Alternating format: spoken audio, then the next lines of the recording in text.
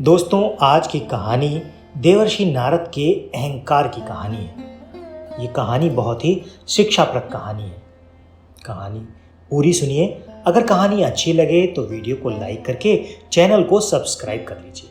तो सुनते हैं देवर्षि नारद के अभिमान की ये रोचक कहानी। एक बार देवर्षि नारद के मन में यह अभिमान पैदा हो गया कि वे ही भगवान विष्णु के सबसे बड़े भक्त हैं। वे सोचने लगे, मैं दिन रात भगवान विष्णु का गुणगान करता हूं, फिर भी इस संसार में मुझसे बड़ा भक्त और कौन हो सकता है। किंतु पता नहीं श्रीहरि मुझे ऐसा समझते हैं या नहीं। ये विचार कर नारद भगवान विष्णु के पास क्षीर सागर में पहुंचे। उन्होंने भगवान को प्रणाम किया। विष्णु जी बोले, आओ नारद, कहो कैसे आना हुआ। नारद बोले, भगवान मैं आपसे एक बात पूछने आया हूं। भगवान फिर बोले, मैं तुम्हारे मन की बात जानता हूं नारद, फिर भी तुम्हारे मुंह से सुनना चाहता हूं। नारद ने कहा, हे देव, मैं जीवन भर आपका गुणगान करता रहा हूं। पल पल हर क्षण मुझे बस आपका ही ध्यान रहता है।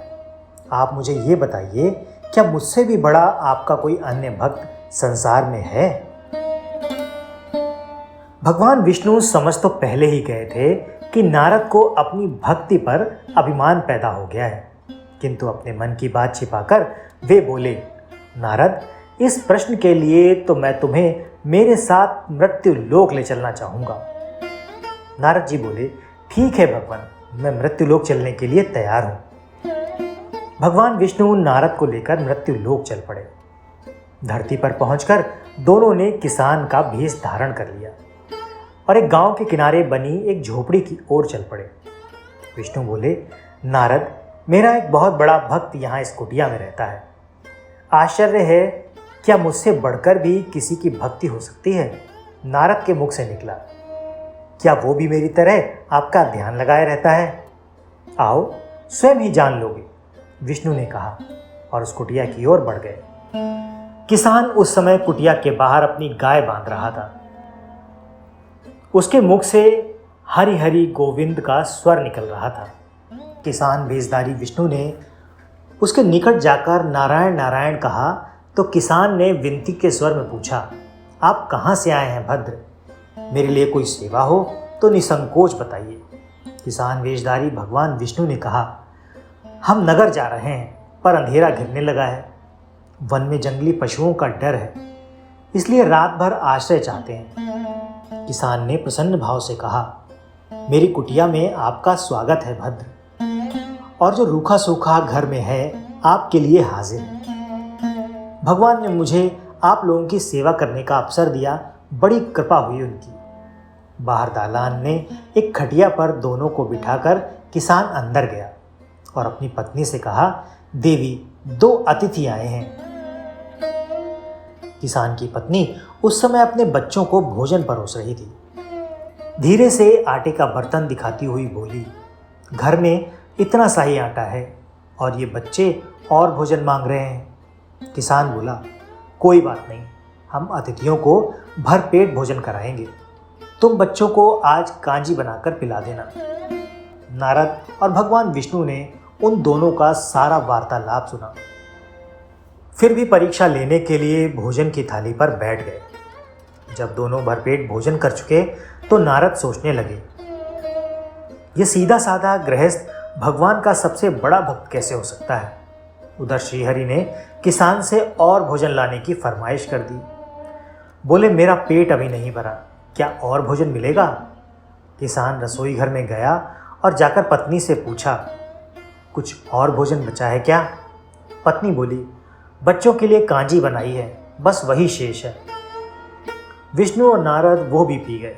किसान और उसके परिवार को भूखे ही सोना पड़ा।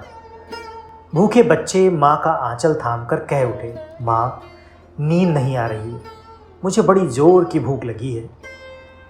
पिताजी ने उन अतिथियों को कांजी क्यों पिला दी?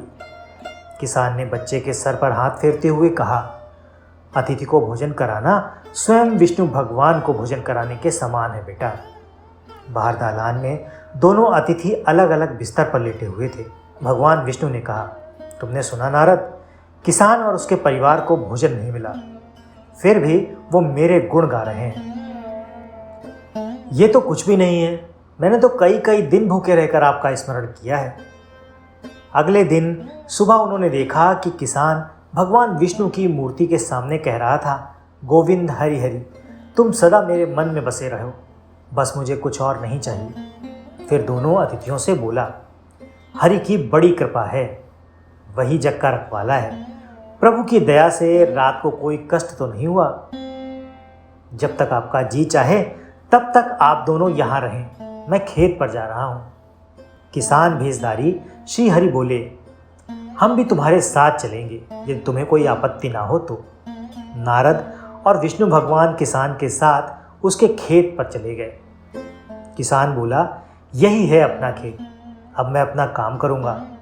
गोविंद हरि हरि। नारद बोले, तुम तो सत्पुरुष हो, भगवान के बड़े भक्त हो, हर घड़ी उनका नाम लेते रहते हो। किसान बोला, अरे कहाँ, काम से जब भी थोड़ा समय मिलता है तभी उनका नाम ले पाता हूँ। नारद ने पूछा, कब कब मिलता है समय? किसान बोला, सुबह उठता हूँ तब, रात को सोता हूँ तब, और दिन में जब भी काम से समय मिल जाए। ओह समझा, नारद के मुंह से निकला। दोनों जब किसान से विदा लेकर चले गए तो नारद ने व्यंग्यात्मक स्वर में कहा, आपने सुना भगवान, वो सुबह शाम 2 बार ही आपका स्मरण करता है, जबकि मैं हर समय आपका ध्यान करता हूँ, फिर भी आप उसे महान भक्त बताते हैं। नारद की बात सुनकर श्री हरि चुप रहे, किंतु मन ही मन उन्होंने कहा, कारण भी जान जाओगे नारद। विष्णु ने एक कलश को तेल से लबालब भर नारद को दे दिया और बोले, नारद, इसे अपने सिर पर रखकर बिना हाथ लगाए सामने वाली पहाड़ी तक ले चलो। ध्यान रहे, इस कलश में रखे तेल की एक बूंद भी जमीन पर गिरने न पाए। नारद बोले, ये कार्य सहज तो नहीं है। ये कहकर नारद ने कलश सिर पर रख लिया और पहाड़ी की ओर चल दिए। नारद पहाड़ी तक गए और लौट आए। विष्णु बोले, लौट आए नारद, ठीक है, अब ये बताओ कि इतनी दूर जाने और आने में तुमने कितनी बार मेरा स्मरण किया है? नारद बोले, एक बार भी नहीं भगवान।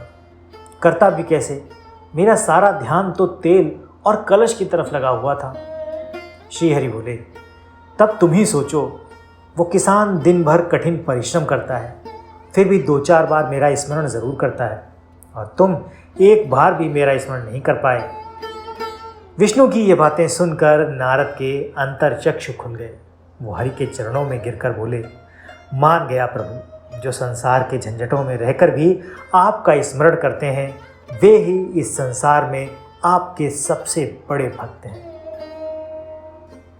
तो दोस्तों, ये तो थी आज की शिक्षाप्रद रोचक कहानी कैसी लगी कमेंट में ज़रूर बताइए। वीडियो पसंद आया हो तो लाइक करके चैनल को सब्सक्राइब कर दीजिए। आज के वीडियो में इतना ही। मिलते हैं अगले वीडियो में ऐसी ही किसी और मज़ेदार रोचक शिक्षाप्रद कहानी के साथ। तब तक के लिए आपका धन्यवाद।